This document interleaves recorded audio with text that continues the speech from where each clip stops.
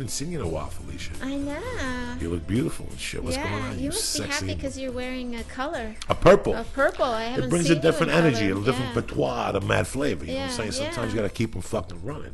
Yeah. If not, it's the same shit every day. I can see you got your eyebrows done. They're nice and tight. You're just the sweetest. You know what? I was married and with someone for 15 years. He never noticed shit. And you come in and you're like, bam, your eyebrows. That's how and I quick was like, you got to work. You know what? And I hope, like I said, if it comes with the monkey shave too and the asshole, the asshole exploration I don't fix it package. until right before I see the activity. Nah, but you got to keep that fucking monkey fresh, especially Planet of the tight. Apes down there for me. Nah. And I like it, Planet of the Apes. Don't get me wrong. You do?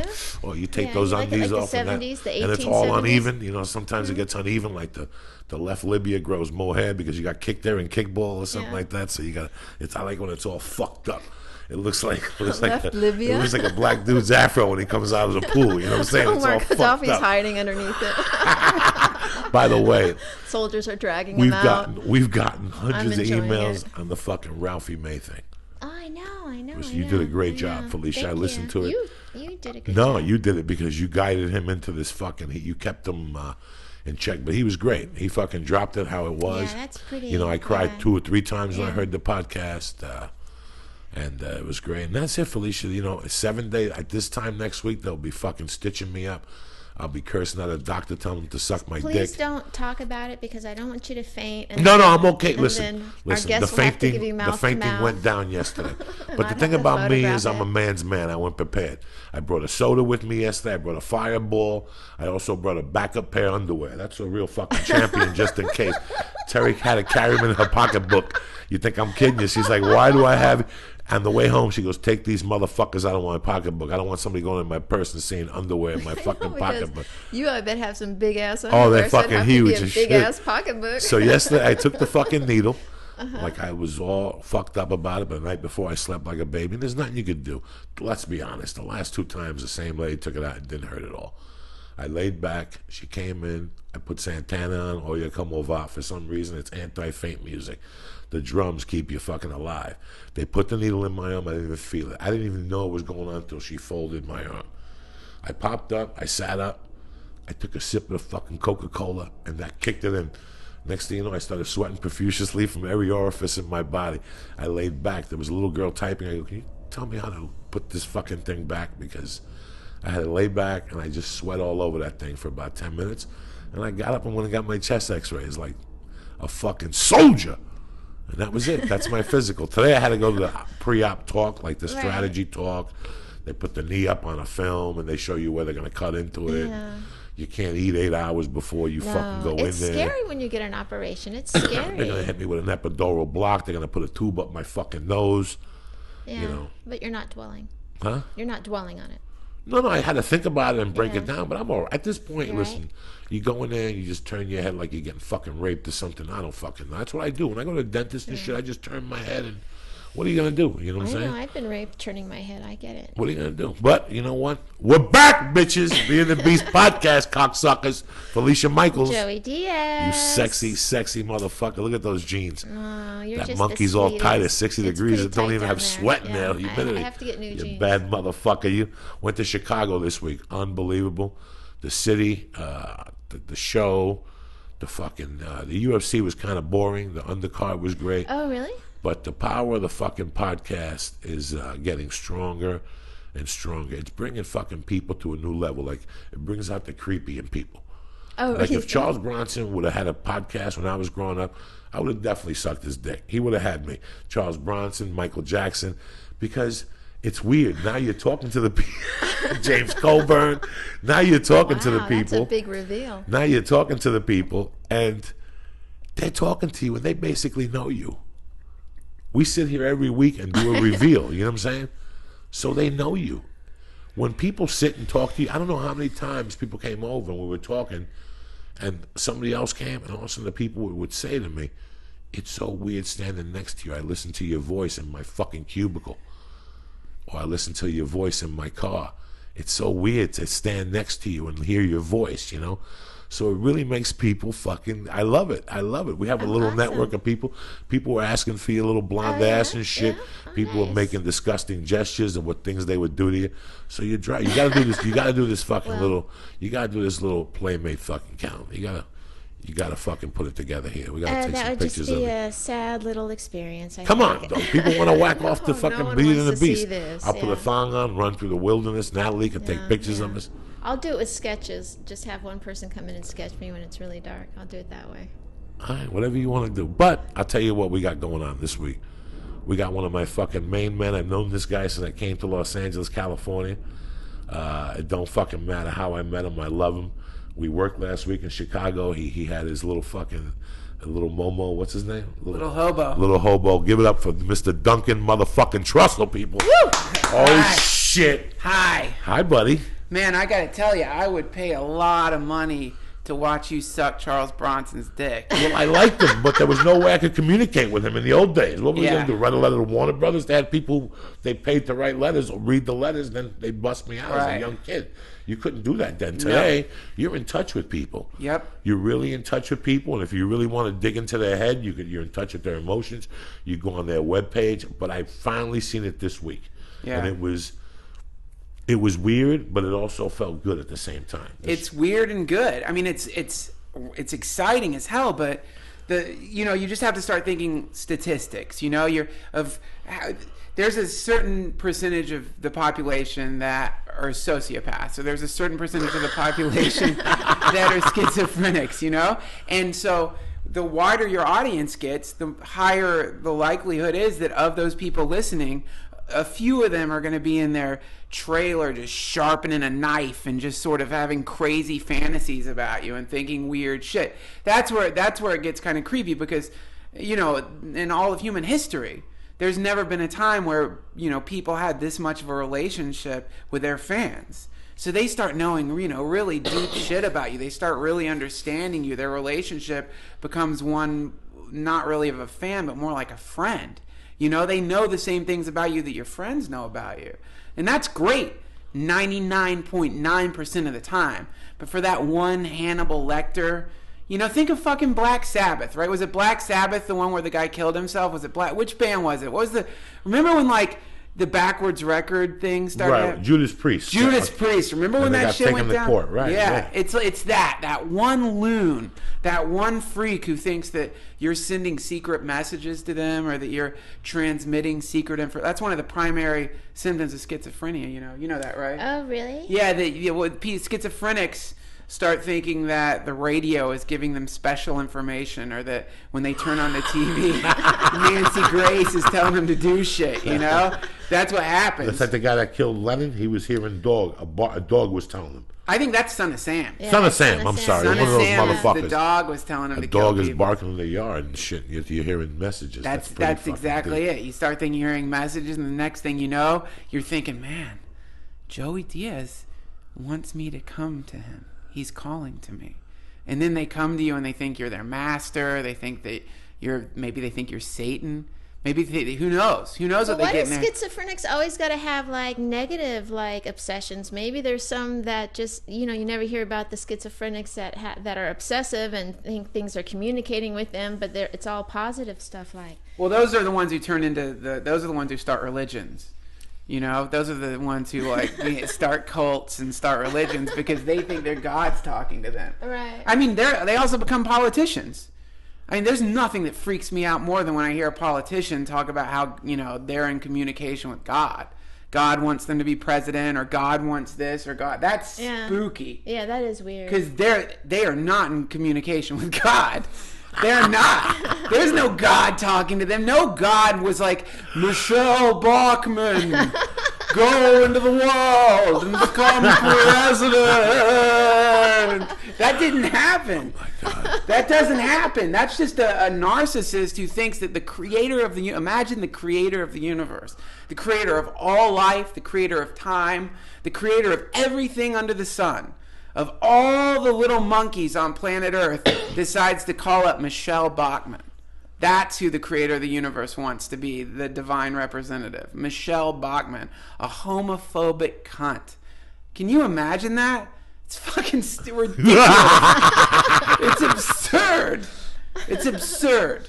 You know, I always thought I was crazy when I was a kid and I had gone through my little thing that when I would go home at night, I would put on Black Sabbath, and some nights I would cry. Like, I would think that I could relate to these guys. Yeah. But in no way ever did I ever consider me going and chasing down Ozzy Osbourne to tell him that we were tight or he was talking to me. I understand Led Zeppelin. I understood, Patti Smythe. I understood a lot of people where they were coming from.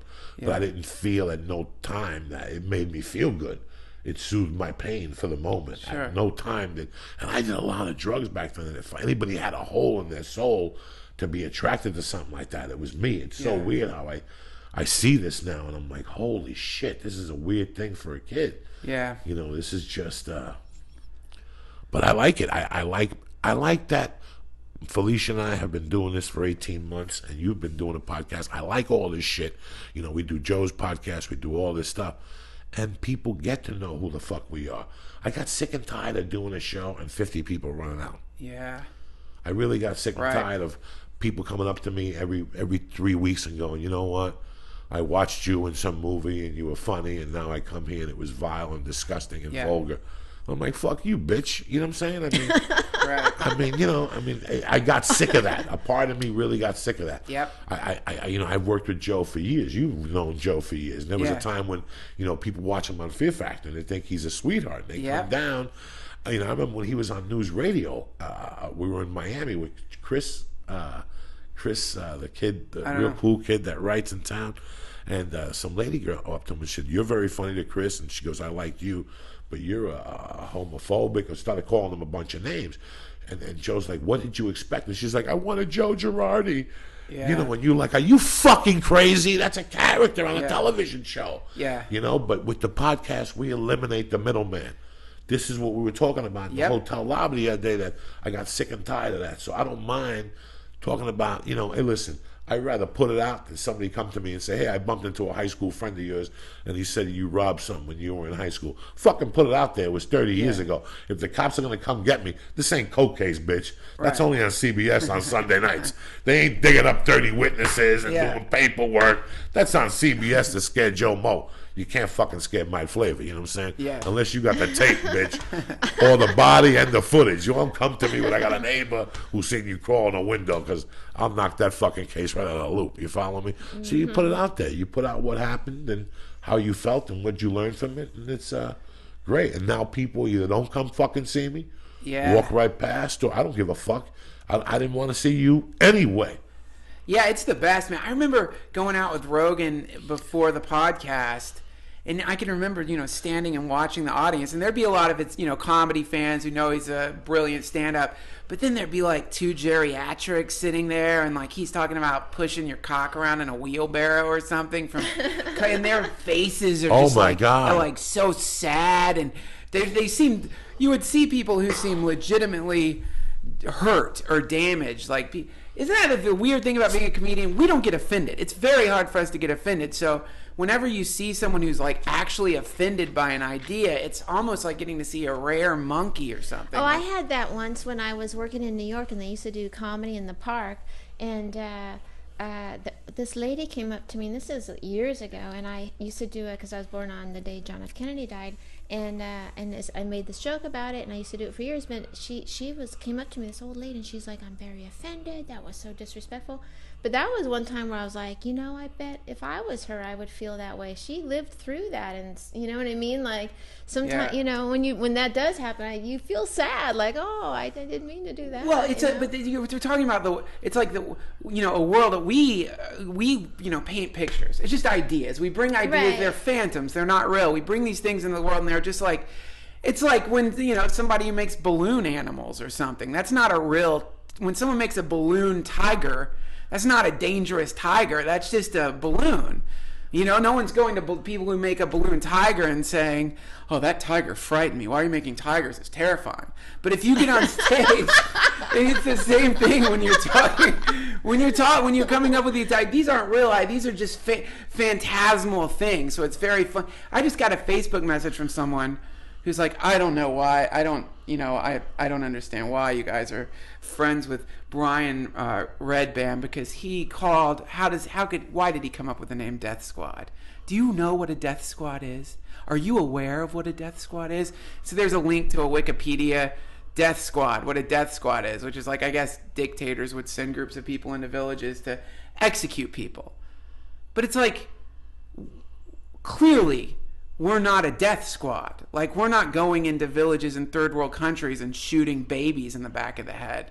There's no association at all, but your mind's too small to stretch out a little bit and understand that it's just a word. When I get those type of I email everybody back.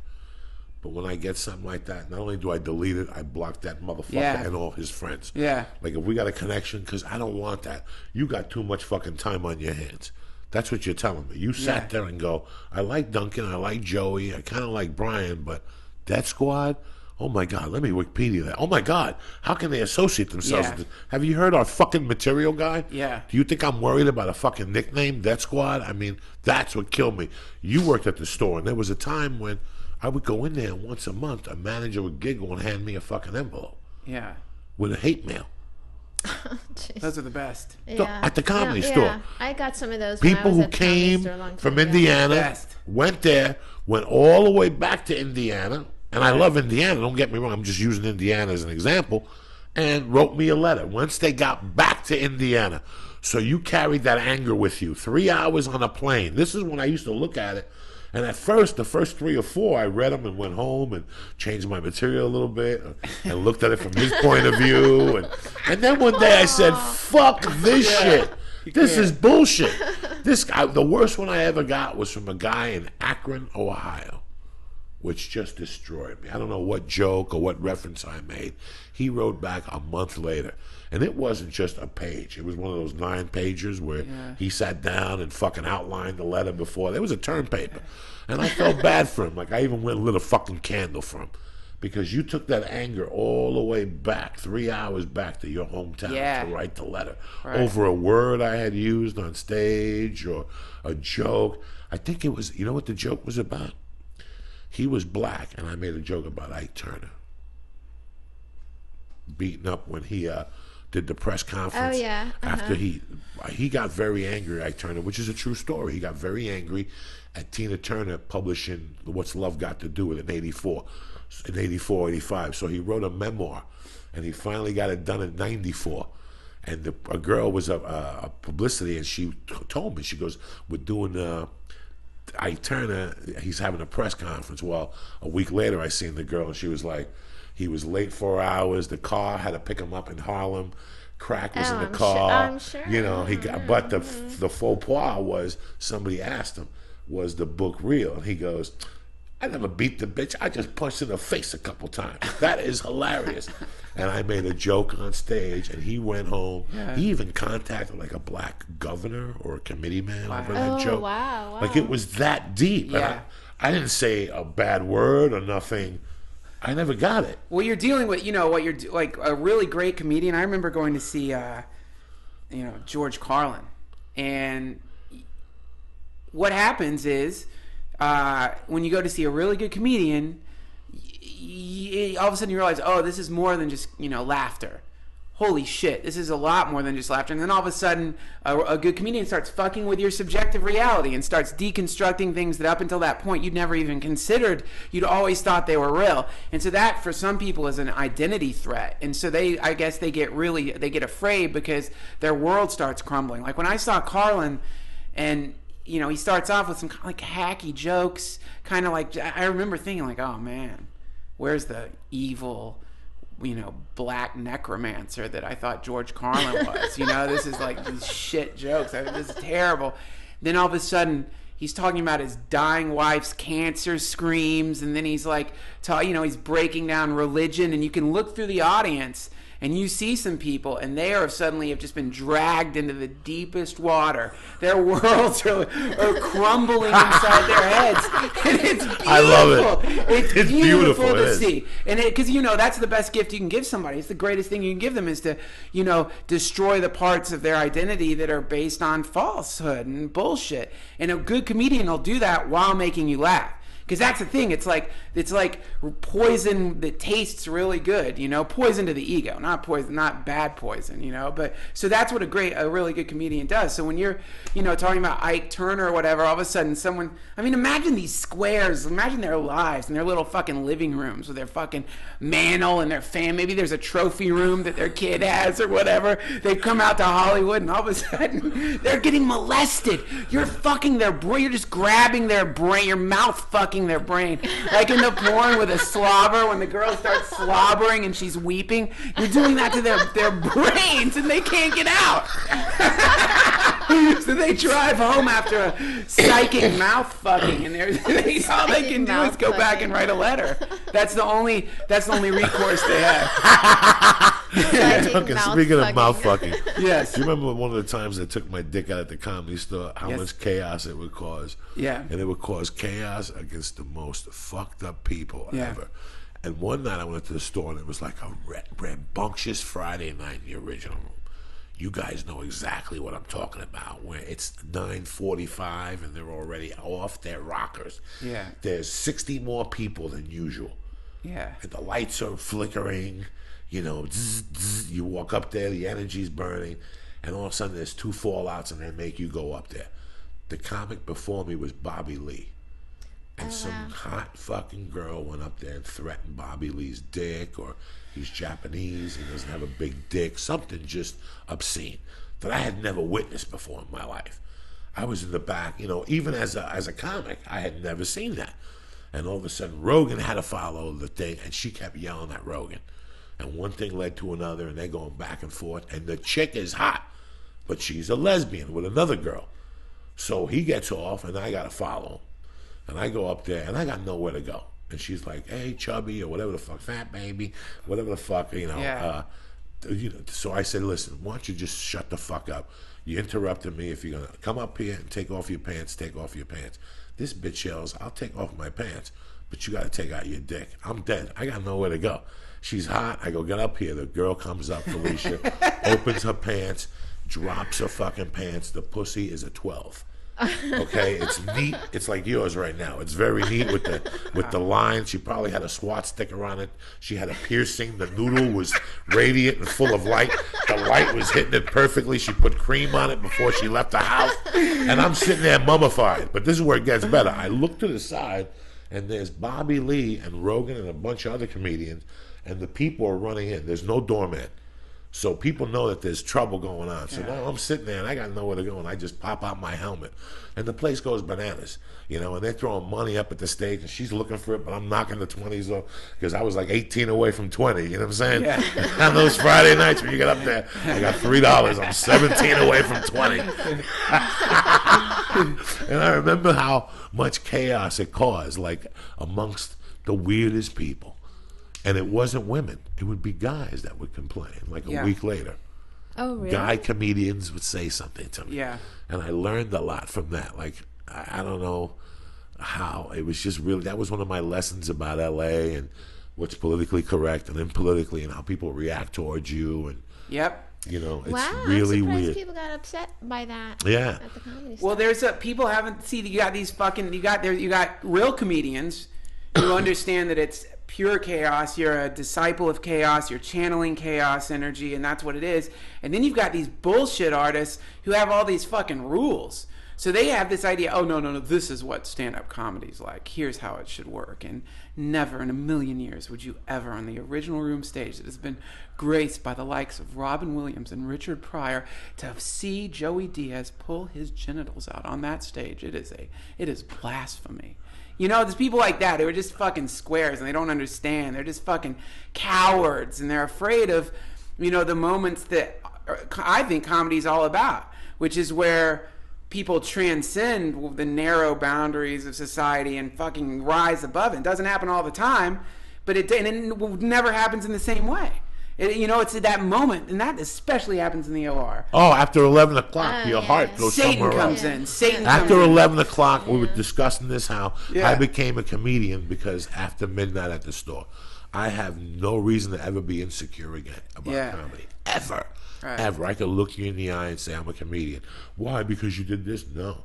because I followed Mooney at 12:45 in the original room. But you know how people say that? Yeah, I got stripes, bitch. I'm the real Yeah. deal. We got stripes. That's no easy thing. We got stripes. By the way, I had a fucking file of Paul Mooney complaint letters when I worked at the Comedy Store. I had a file. I kept a file, and he would call me up and have me read them to him sometimes.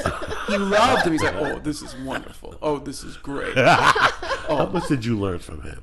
Oh, I learned Seriously, all not comedian talk. Did you really get something from him?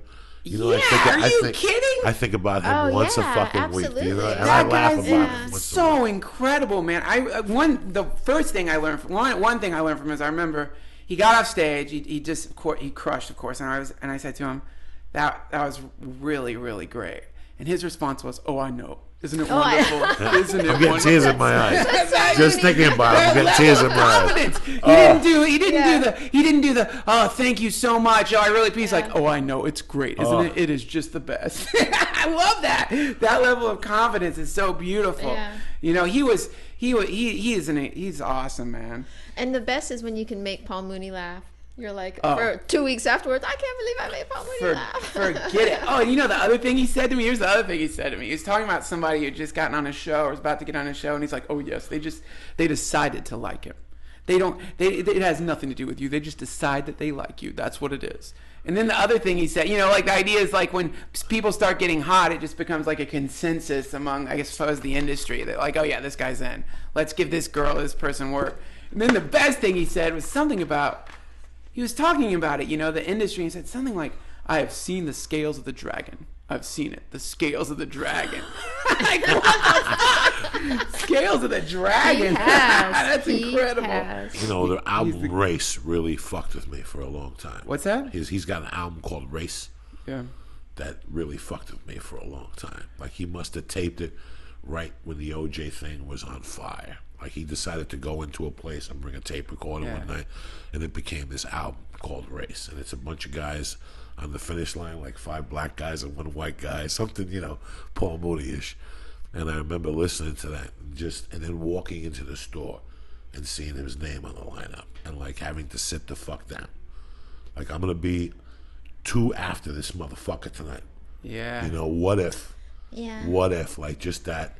You know, it's hard to understand. It's bigger than any test. It's like walking into fucking Hiroshima right after the bombing following it. No shit. It's like walking through the smoldering ruins shit. of fucking Hiroshima. No. What are you gonna do? Oh my God. I wouldn't want, if I had to follow him, man, I would just. Do you have any fucking idea? She would put me on at midnight. Yeah. Straight up, Tuesdays, Wednesdays. Well, that's and because she loved you, man, and that's what she would do. Because the mark of Mitzi really liking you, there were 2 signs she really liked you. You know, one of the signs is, you know, she'd give you a bunch of spots, and the other sign was she'd start putting you behind the you know, comics that are almost impossible to follow because she was training people. Right. That's what she was doing with, you know, when she was doing the lineups. It wasn't just putting on a good show. She was also had this system where she was like, she would recognize the weakness, probably where you needed to grow as a comic or something you could learn, and then she'd put you in a spot that would make you. The spot would be right after Mooney. Yeah. On a Friday night. Because that's going to teach. I mean, shit, man. We are in Chicago. I've never seen you like that. You were just destroyed. I love it now. Destroyed that crowd. I love it now. It was like the sound of, I don't know how many people, 3,500 people. The sound of 3,500 people roaring at your jokes. You felt like you were listening to the Mongols riding into some village. Just this booming laughter coming from them, man. There was a lot of people in there. It was just. What was the order of the show? It was Joey Diaz, Little Esther, praise God, and then me. It was great. Wow. And it went like elementary. It was incredible. Wow.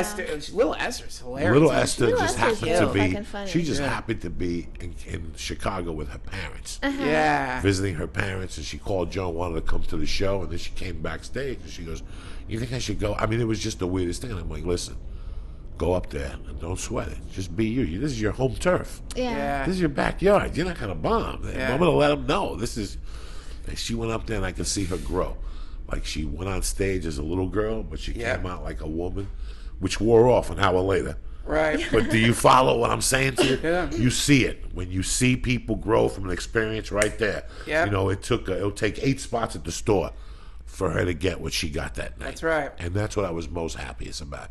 I told all these guys, the show went great, everything went great, but it was knowing that her parents were in the audience. Oh, very nice. It made, very you know, nice. my parents never got to see me. I don't know if your Yeah. parents got to see you. I don't know if your They parents... got My to see her dad signing came to see me. autographs. They got to see Oh, her very signing nice, autographs. very Do you nice. understand me? Yeah. So everything at home cooled off. Yeah. Like finally when your parents see it, they're like, that's it. We'll never complain to them again. Yeah. And he looked at me at the end of the night, the father, and I shook his hand. He's like, thank you, you know, for watching her. And it was like, Yeah, they were so proud. I felt like an uncle. You know, yeah. like I felt like a real fucking relative to her. Like she's our friend. Yeah. Nobody was hitting on her. No, she's our friend, bro. You know, and we supported her. And it just, it's really, we're all comedians, and we know that support when somebody gives it to you. You know, when somebody gives it to you, you know what it's like. Yep. When you give it and you see it come through, Right. my God, does your dick get hard. Yeah. My God, you know, because there's people that come to you and like, hey, man, I need advice. And then 2 days later, they're like, well, I talked to Duncan, and Duncan said, and you're like, then what the fuck did you ask me for? Yeah. Yeah. You didn't believe in me. That's annoying. She believed in me. Yeah. You know, and it gave me something. It just filled a hole in my fucking heart. Do you ever remember the first time when Yeah. you grew? Yeah. I'll try to think of a specific show. Well, I mean, that house, when I don't know if it's growth, but when I got to do the House of Blues shows that you were at, that was the Oh, the shows in New Orleans? yeah, that was a Yeah, moment. those are that was pretty the cool first time I'd shows. ever seen that was the first time I'd been in front of the podcast fans, and so that was I don't know if I call it. I think it was growth. It was just this exciting moment of realizing, holy shit, this is. That was pretty amazing. It was pretty amazing. That yeah. was pretty amazing. Afterwards, they went out and signed autographs and stuff, and it was a horde. I mean, it was a horde. lot of fucking people, Yeah. and people that like even I got recognized off the Beauty and the Beast podcast. Like this is a whole different. I didn't know that was your first time. I thought you were kind of used to it. You seemed No, that yeah. hadn't happened. I mean, I'd been, you know, I just started headlining right before that. I just gotten a great booking agent, this guy Tim Scallion. I just started headlining, so I had already seen the people coming in from the podcast, but I hadn't seen it at the magnitude it was at that show because Rogan was there. It was incredible. But yeah, the big, you know, the real growth though happens through usually anytime you get on stage and deviate from your material and just become yourself and just hit that connection. When it's a specific sense of connection that you feel with the audience that is much deeper than the material. And when you feel that happen and that thing clicks in, then for me, those have always been the most expansive moments as a comic, because it gives you confidence to rise above your material, not get stuck in that, you know, because, you know, comics can get really stuck in their material, and I do, you know, you can get entrenched in it. And you're afraid to take risks. You don't, Diaz. You're the opposite of that. you're you just the complete blast opposite. past You're just it. like a fucking circle of beautiful Where did chaos. I learn that? Yeah. Excuse Yeah. me. Yeah. Where did I learn that? Fucking OR. Where did I learn that? When you go up at 12:45, okay, at the Comedy Store, there's 2 waves. There's the 9:05 wave that gets Argus Hamilton and Stephanie Escajeda. Yeah. And, you know, and then at 11:15, they got to go do something. Their dealer is across the street. Yeah. They got to go to the Standard and meet that pussy. Yeah. Now you get the people who went out at 9 to dinner and said, fuck it, that coffee kept me awake. Why don't Yeah. we go desensitize over at, or whatever, when you come off a fucking plane, Yeah. over at the store with a cocktail. And they go into the cocktail, and they go in, and you watch them come in. And their interest isn't in the store. It's like a macho guy at a strip club. At first, he's just there for the meat. Yeah. I'm here for the steak. Yeah. And you have to come over to him. And all of a sudden, you want to go up there and watch them having a conversation. And I want that conversation to stop. But if I go up there and talk about the same fucking subjects that every motherfucker came up here and talked about tonight, Yeah. they covered what came up on the news tonight. They're all brilliant if they were at the store. Yeah. They all covered the topical stuff Yeah. with them and then some. They all covered every fucking everything they covered there. So you had to basically go up there and do a fucking tiptoe in between your day and your life. which is the hardest fucking thing ever to suck out of you at 12:45 when you've smoked 55 fucking joints already. Yeah. Plus, you got a Coke Rock in your pocket that you're dying to do. But there's 8 people in the audience, and you say to yourself, you tell your addiction, I'm going to be off stage in 12 minutes. There's only 8 people. And next thing you know, Jeff's not giving you the light because you're killing those 8 people. Yep. Not to mention 4 more came in. The bartenders and Duncan's back there watching you. And when you get off, you didn't do it. And then Duncan will come up to you and say, Diaz, I've never heard a bit of that material. And you're like, I didn't do material because it's 12:45. Yeah. And fucking, and nobody was here. William Pavia wasn't here to follow me, so they let me stretch the fucking light. Right. That's when you learn about comedy. Yep. And you get off and you're like, I just did fucking 30 minutes for 8 fucking people. That's it. There was 6 when I got in there. Well, that's real to me. That's real stand. That's what got me going. Which is why it's always confusing to me. You know, like when they have like comedy specials on TV, people who know stand up from TV. I always feel like you don't really know stand up. You know what? I was just having this conversation with someone because I was saying, they asked me, "Do you watch a lot of stand up on TV?" And I was like, you know what? No, I don't, because I can't tell. I can't tell if you're any good. I got to put my eyes on you and see the crowd and smell the room and have a drink in my hand and see you sweat and see you, that's what I need to see. You want to feel the spirit, because a great stand-up comedian summons a spirit into the room. You summon this thing. I don't know what it is, but it's a thing that comes into the room, and you can't feel that on TV. Like, watching stand-up on TV, it's the same thing as like watching flowers on TV. You don't know a flower until you've smelled the flower and like felt it. When you watch a stand-up on TV, I think you're mostly seeing acting. When you see stand-up on TV, you're seeing a form of acting. It's maybe they're in the moment, but the odds are good. I think there are exceptions to this rule. Like Richard Pryor's stand-up specials are fucking incredible because he was in the moment. You just at the read time. my fucking mind. I was just thinking, well, you got to watch that one from the Improv with the menus behind them. Yeah. Those are, you're seeing. That one's fucking as real as comedy It's gets. real and it's fucking raw. But when you watch some of these, some of the half-hour specials where they're kind of like doing like a, they're just they're like doing like this they're just rushing the comics through, and they change the sign in the back with whatever the comedian's name is in the back, and they get out there in front of this crowd where the crowd's just been told to laugh at no matter what, and they've gone through the fucking standards and practices like 3 times with their act, and they're like, maybe you shouldn't say rape at this part. Is there another word you can use for this besides rape?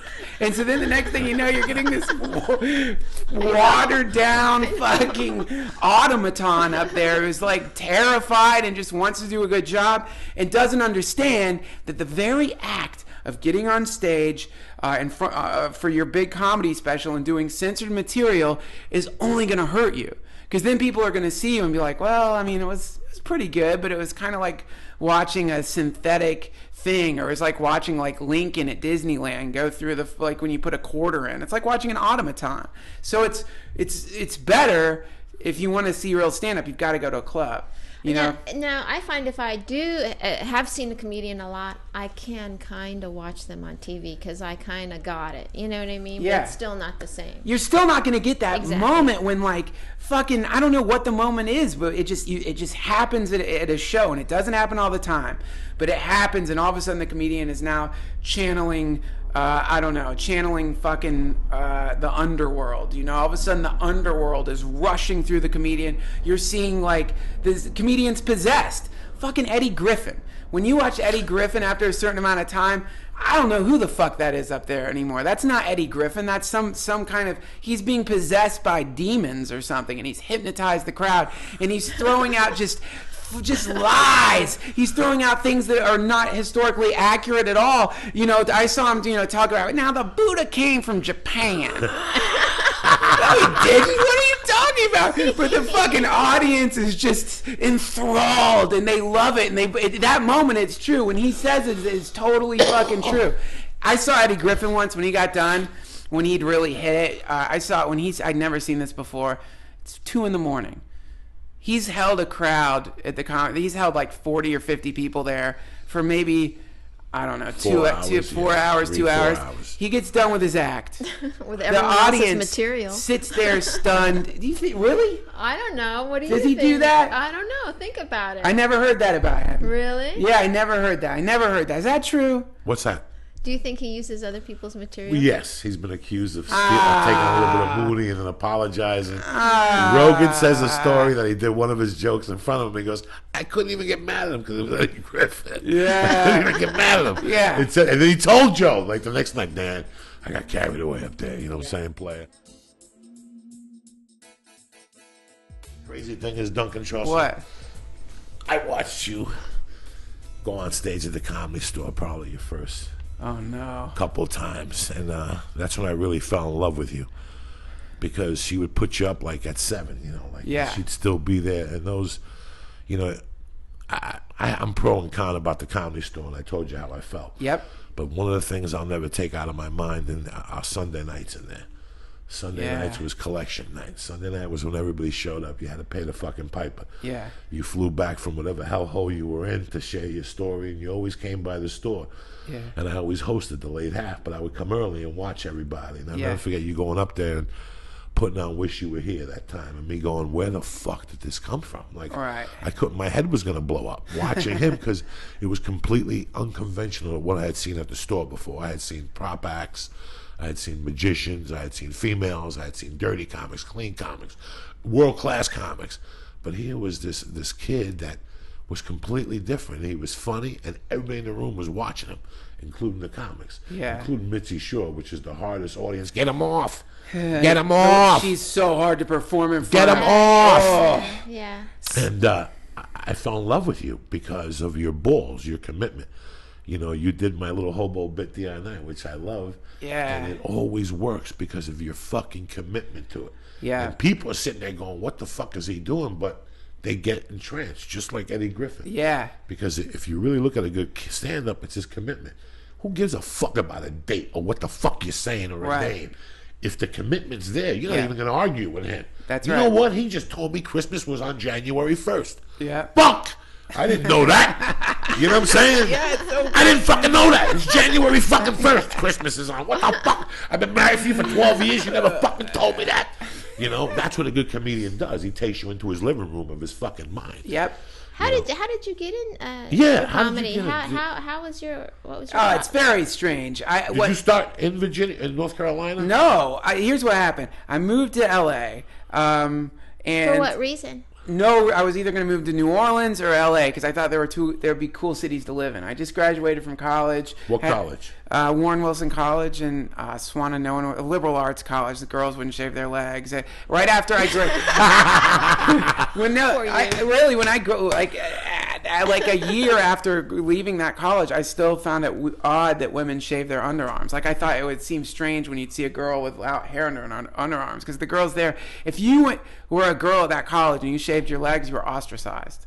Like all the girls would be like, "What the fuck are you doing? Really? You think you got to shave your legs? Why are you shaving your legs? To impress men? Is that what you're trying to do? Be yourself. Don't shave your legs." So they had like, and it's definitely stops bothering. I dated a girl. That was like my first serious girlfriend was in college. I dated a girl for 2 years who had hair under her underarm, smelled like patchouli. My sheets would smell like patchouli. I was constantly inundated with the smell of patchouli. Did you like it though? That stuff? Yeah, he likes it. Well, yeah, I like the smell when it was attached to a young vagina. I mean, the smell of patchouli when it's coming from a college girl, a delicious, young, beautiful, hopeful, yoga and like modern dance class. Like the titties you signed the other night. Yeah, that was 24 years amazing. old. You should have seen these You signed titties. titties? She was First time showing- in my life. She was Because showing them to us really? from the stage, this little young freak, confused. She was this young little Bruno Mars type kid, and I kept telling him, Duncan, just read it a riot act. Tell her what time it is. Yeah, that was a wonderful moment. Hilarious. We were fucking torturing this poor girl, signed little titties. Then she came up, waited online with the boyfriend for her to sign the Wow. titties. And I gotta tell you something, I couldn't even find the freckle. Like that's how perfect. I've got a it was. great picture. I got a picture of little Esther signing Yeah, her. yeah. Beautiful Little picture. Esther signed it Little too. Esther signed him Yeah. too? Yeah. Yeah. Well, no wonder she walked away from that show as a woman. Yeah, she found her real self.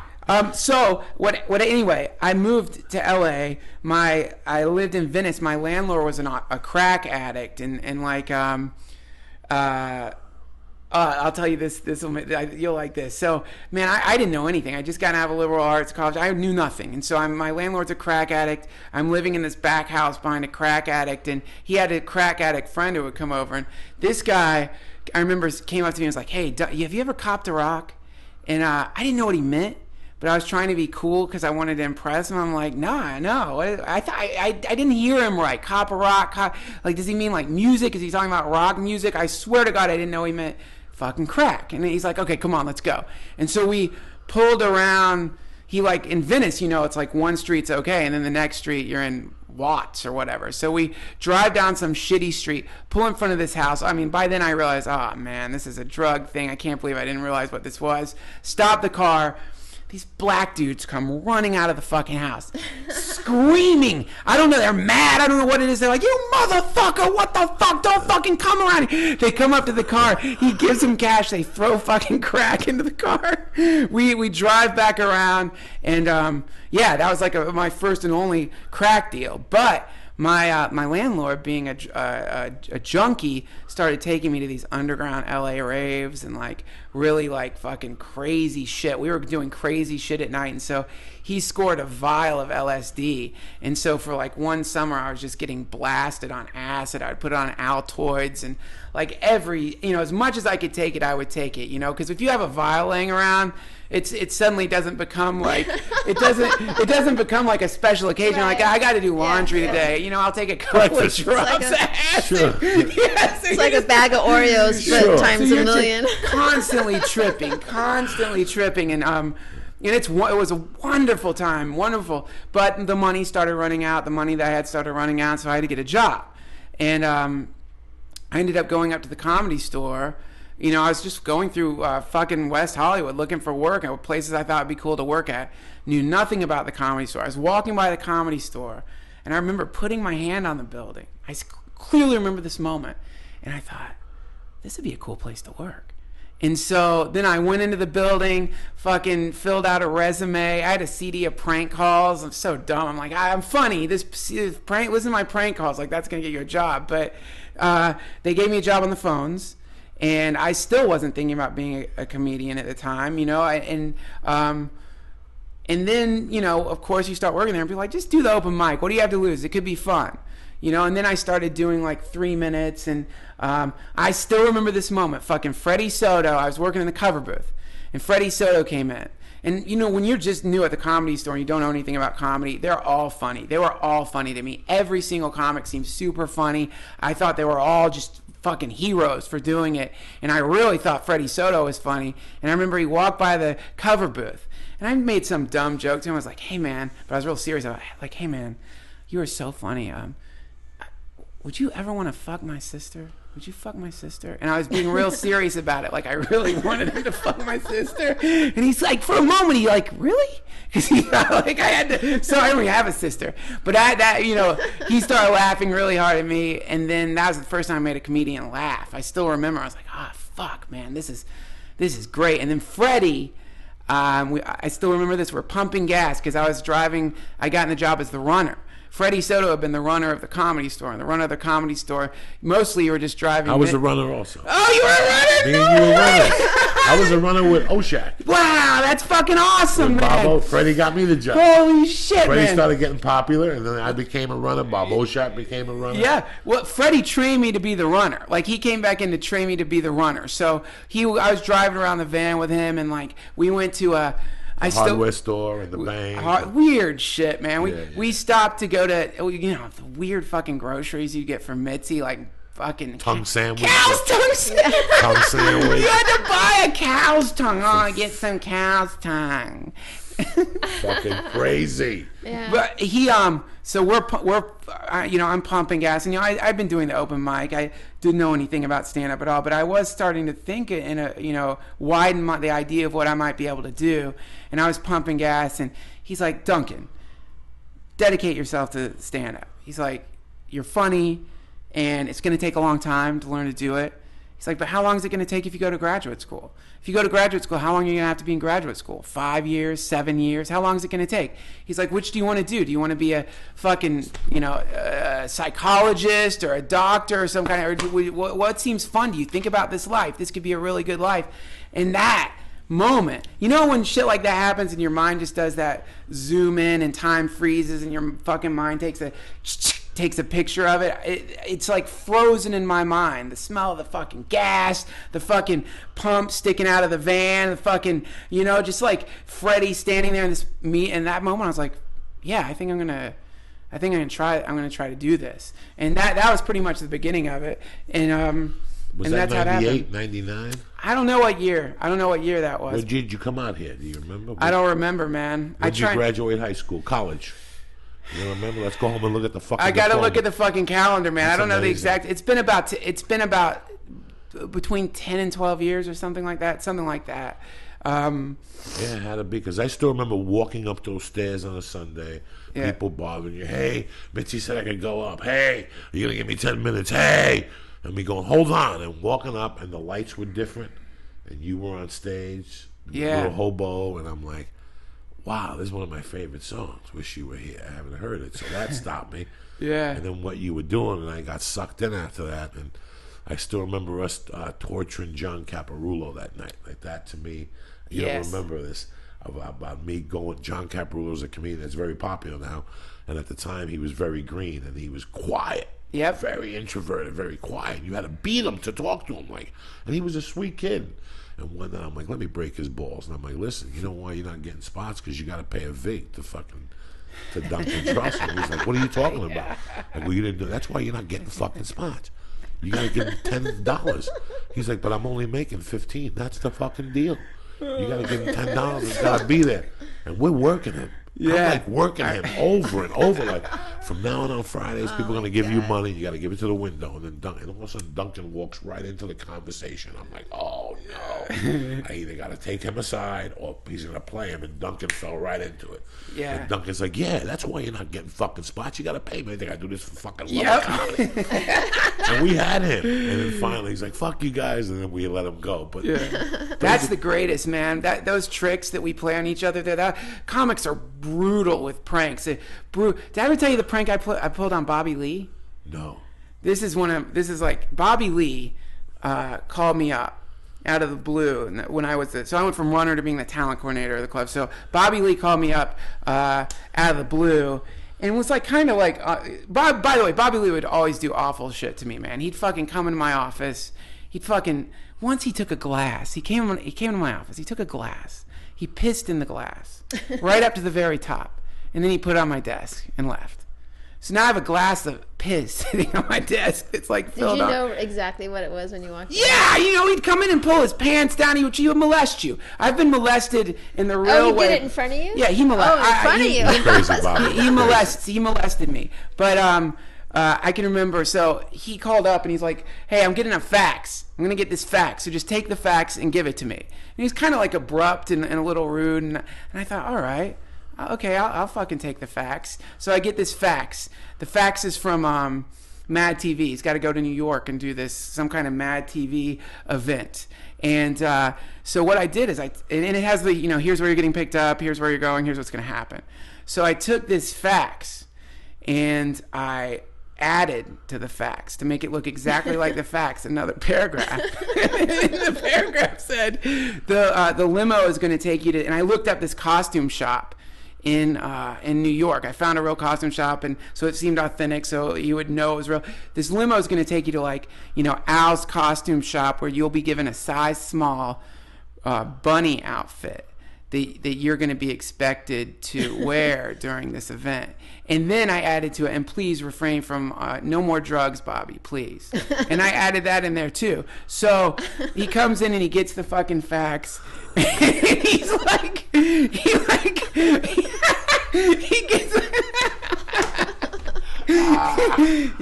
gets the fax, and I see him reading it as he's walking off, and I hear him go, "What the fuck?" He's like, I'm not going to wear a rabbit suit. So I get a fucking call, 3 hours passes, whatever. I get a call from him, and he's like, "Fuck you, man." He's like, "Fuck you." My manager called like the head of Mad TV. She called like the top person there and was like pissed. She's like, "My client's not wearing a bunny suit to this event." He's like, "What are you talking about?" It was the greatest ever. It was so great. Yeah. Did you get in trouble at all for that? Did not get, no, I mean, Bobby's a cool guy, so he can't really stay mad at you. He was only mad for like a few hours. I'm sure he paid me back in some awful way for that too, but we would always play the worst pranks on each other. I remember I was in Florida, hungover one day at the Miami Improv. I got a call from Princess Corey, when she's a talent coordinator. She's like, "Joe Diaz, yes, I have to ask you a question." I'm like, "What?" She goes, "Did you like Robert Pavai on fire last night?" And I remember going, "No, I was in Miami snorting blow till 5 in the fucking morning. What's wrong with you?" She's like, "I just got a call that you lit him on fire, that you were there." I go, "I wasn't even fucking there. How can I throw a match in there?" They locked him in the male bathroom by the door, and they would put paper towels. At the Comedy Store? Yeah, like to fuck with Robert Who did Pavai. this? Just a bunch of guys would fuck with him every Sunday, and he kept coming back. So please, he's not a victim. He kept coming back. He kept coming back. No, there's not. After something, you come one time and people do crazy shit. And he's been going there for I don't know how many years. So. But it was that's the type of calls you got from the Comedy Store on a Monday. Did you light somebody on fucking fire? That was just. Funny. That was just. And always high drama, man. I learned so much about comedians from being on the other side, because like. I can remember, my favorite thing is the excuses. Like, comedians can't just call and say, "I can't do the spot. You know, I don't feel like going out." It's always got to be the worst event. It's not even like some simple thing. It's always like a fucking apartment fire, or like their grandmother had broken her arm, or just that like, and the same, always the sound in their voice is one of like, just such fear and sadness at having to cancel. And like, I always knew there were whenever a comedian called to cancel, I always knew whatever the excuse was a lie, because I know why you're canceling. Now I especially know why you're canceling. You're canceling because you're in bed, you're watching fucking CSI, and the idea of getting that makes me laugh so hard, because now whenever we ever talk about the Comedy Store, my big first thing I go to is when I started at the Comedy Store in like '86. I had the first spot for like 4 years or something crazy, and I would call up every night. I had a spot, and I would call up every like 2 or 3 times a week and be like, "Oh, I'm sick," or "I have a stomach ache," or like some craziness, right? And now I would do anything to work the Comedy Store. And I remember, I bet, so it makes me laugh when you say that, because I totally remember pretending to be sick and all the excuses because you were laying around in bed. Who was the chick that was suing Don Barris? Wasn't that Judy Cianciato? Judy Cianciato's on stage one night. There's got to be maybe 18 people. Whenever Judy was on stage, it was a bomb alert. She was just coming to bomb. She would fight for fucking spots. It was either her or a man. It would be a fucking cavalcade of bad comedy. It was just bad. Okay, but this one particular night, Judy had like 3 spots, and I'm in the back going, "Why?"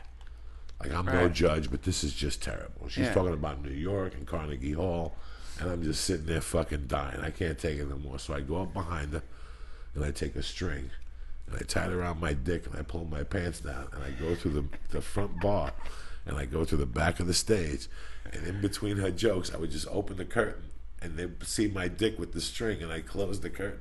And they would erupt, the 12 or 13 people that were in the room.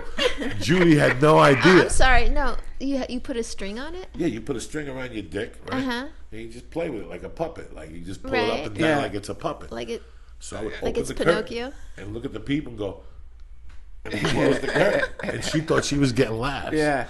It was fucking priceless. Oh, my God. This went on for about 8 minutes, and I mysteriously went back and watched her get off stage. And she went out and she was like, "My God, I was great tonight. That's the most laughs I ever got." And I'm like, "Oh my fucking God." She found out like a week later. They finally broke her fucking bubble. Somebody told her, and she called Bobby Leddington or something. And did you get in trouble for that? They would just no one got in trouble. Mitzi thought it was hilarious. She called. This is how it goes down. Here's how it goes down. So you would be, the talent coordinator, so you get a call, and it's Judy Cianciato. some awful thing, some awful things, and you're hearing it, and you don't want to laugh because whatever she's saying is so funny. But like whatever the dumb thing is, But I'd have to call Mitzi. You'd have to tell her what's going on because it's that was my job. So I call Mitzi and be like, Judy Santiago is whatever the saying that Joey Diaz was pulling his cock up with a string behind her. Oh, really? Oh, tell fat baby, huh? and then all of a sudden the lineups would change.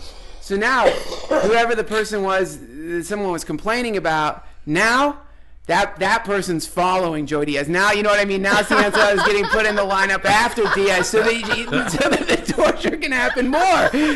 You know what happened right when if comedians were dating, like when Caparulo is dating Shane Matash, yeah. Guess what happens when they break up on the lineup? What? Now Shane Matash is following Caparulo, so he's got to bring her.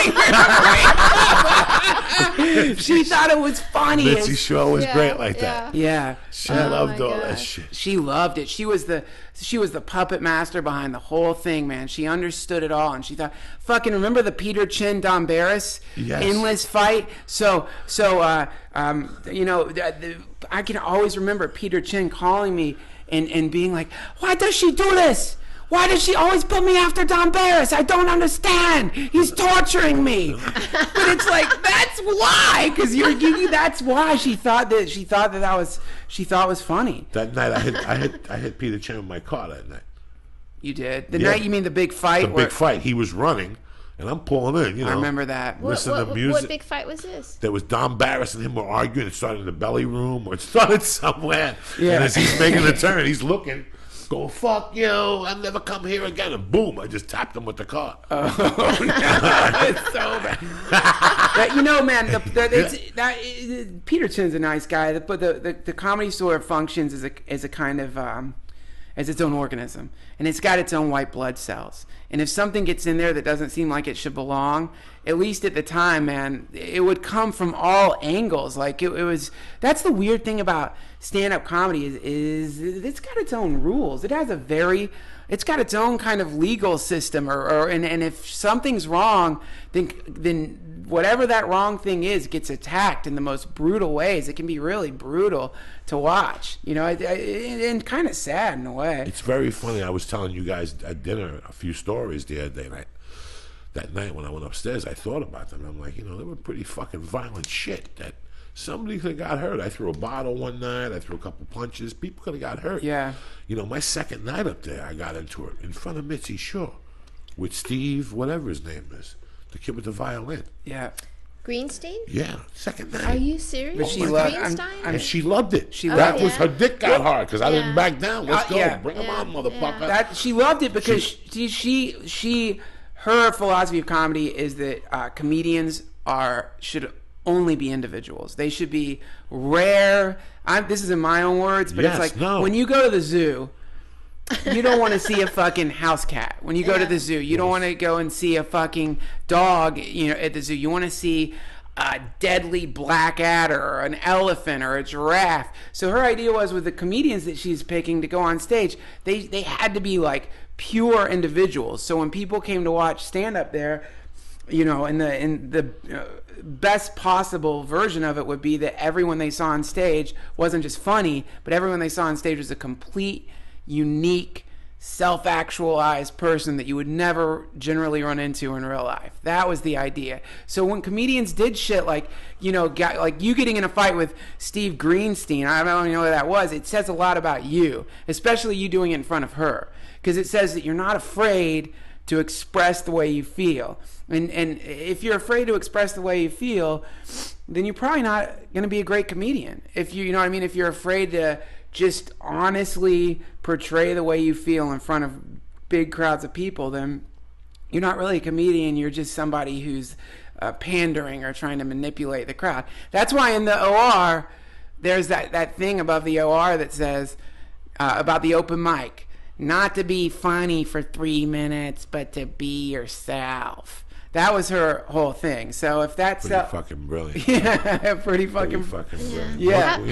I'm sorry, I don't mean to interrupt, but how did you go from working there to then just being a comic? Was that weird? Yeah, it's weird. How did you separate? It's still How did weird. that go down? I still feel ashamed that I was a talent coordinator there, but I learned so much. But I still feel weird about that, and kind of embarrassed by it, or like second class because of it. And I remember, man, fucking Don Barris, when I was about to be a talent coordinator, Don Barris took me to eat at that fucking hamburger joint. What's that called down the way from there? What's it called? I don't remember the name of it, but he took me to eat. Oh, the caboose. Yeah, that train. Yeah. He took me Carney's. to Yeah. He's like, if you become the talent coordinator, you won't ever be a comic here. You won't get spots here. No one's gonna give you spots, and you're funny. Just work on your stand-up. Don't get a desk job. And that was really good advice. Normally, that would have been really good advice, but. And I didn't. I wanted to do the job because I didn't have the confidence at the time to believe that I could really be a professional comedian. So, but to this day. So anyway, yeah. So over the time that I was the talent coordinator, a lot of good shit happened, and I really was going on stage, doing the potluck, getting employee spots, just really, trying to learn how to do stand up, because normally the rule of stand up is you need to develop. Not in LA. You need to develop somewhere else, and because the stage time here is impossible to get. Yeah, that's the bad part about starting in LA, because everybody sees you before you should be seen, right? And so people always people remember think you. That's what. Yeah. But the exception to that rule is the Comedy Store, because for number one, at least at the time, not many casting people are coming there. Number two, the spots you're getting are at weird places, so no one's going to see you. It's like up in the fucking belly room. That's where I learned to do stand-up, was up in the belly room. On Fridays and Saturdays, you get 10 minutes up there, and I did that for a long, long time while I was a talent coordinator. And so I got to kind of develop in the dark a little bit, and it was really quite useful. That's where I met Joe. I would never become friends with Rogan if not for being the talent coordinator, because we probably wouldn't have become friends. I got to really meet the comedians and get to know everybody, and people start giving you advice and about how to do stand-up, and it was a real education, man. I look at it as it was almost like college. So anyway, but I wanted to, I knew that eventually I would have to leave that job, and that's when Tommy came in, and he was Mitzi loved him, and all he wanted to do was fucking work for her, and all he wanted to do was, like, he loved it. Whereas for me, I was feeling just claustrophobic and like I shouldn't be here anymore. I need to work on my stand-up. How do I get out of here without completely burning this fucking bridge? How do I get out of here without forever being banished from the place, which generally happens to managers there, which happens to many people who aren't comedians there. A lot of people get banished from there. Banished. Yeah. So like, Paulie wanted to do this reality show, and I didn't want to be in the reality show, so I declined to be in the reality show, and so they had no choice but to let me go. But it was really an amicable sort of break, and Peter Shore is really fucking cool, man. Her son Peter is really cool. So like he I don't know, I think he helped a lot. But anyway, that's how I left, and that's how I made the transition from it. And then sometime around that time, Joe started taking me on the road a little bit.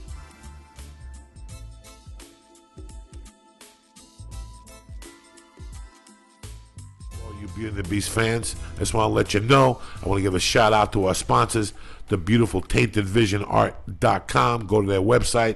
They got some great fucking comic books too. I was looking at them today. They got like porno comic books from rare artists. Take a look. Order 15% off. Tainted Vision Arts. They're also going to have a Valentine's Day special. Keep looking at them.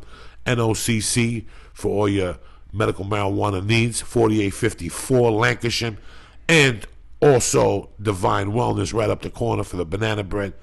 And that's it. And also, if you would like to email us, you can always email us at beautyandthebeastpodcast@gmail.com. We would appreciate it. And now we have a new banner on our website. It's an Amazon banner. And, Joey and me do the podcast all on our own. And we don't want anything from you other than if you're thinking about buying something on Amazon, if you just go through our banner, it'll get counted. And maybe we'll see a couple of pennies from that. And we would appreciate it. Also, if you would go on iTunes and leave a little review for us. I just ordered coconut water through the banner. So Did you really? I'm gonna make like 10 cents on Awesome. myself. You follow me? I'm That's about how to buy we a roll. trundle bed through the banner. Are you really? Yes, cool. yeah. Duncan Trussell, I'm fucking happy you came here tonight. I'm It's so been an honor to excited I have got you. to meet you a little bit better. Yeah, I mean, get thanks. to know you a little bit Thanks, better. you guys are yeah. the best, man. It's really I fun. love you to death, and I'm happy you're back in my Love you life too, with man. all my heart. I gotta tell you, I was lonely for Duncan. We reconnected in Chicago and had a blast, and I truly love you. I love you too, Because of the Joe. talent coordinator, Felicia loves you, and this is how we do it, bitches. Every week, Beauty and the Beast podcast. Anyway, Anything you want to promote, Duncan, while Yeah, you're what you here? got shaking? We're going to Vegas this weekend. Yeah, Vegas this weekend, and then after that, I'm going to be at the Arlington Draft House in Virginia.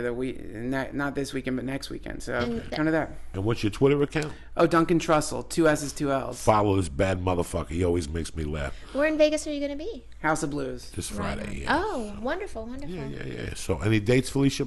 I'm going to San be Diego? in San Diego the week after Valentine's, and then the Valentine's week I'm going to be in San Antonio at the Laugh Out Loud. Please come out.